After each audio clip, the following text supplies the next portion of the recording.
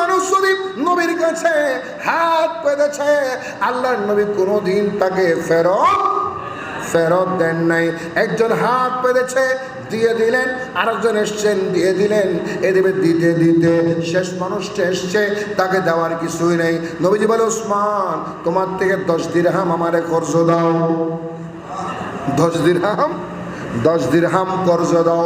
এই কর্জ নিয়ে তিনি ওই ফকির মিসকিনকে হাত পেতেছে মানুষটাকে দান করলেন। এরপরও খালি হাতে ফেরত দেন নাই। জোরে বলুন সুবহান। কেন ফেরত দেন নাই? কারণ আল্লাহ বলেছেন, আমার নবীর দরবারটা এমন যেখানে কেউ আসলে খালি হাতে ফেরত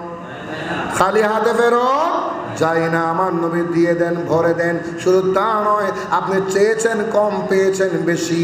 চেয়েছেন কম, পেয়েছেন বেশি। এটা নুরুন নবীর মজেজা, আল্লাহর নবীর আদর্শ, আল্লাহর নবীর চরিত্র।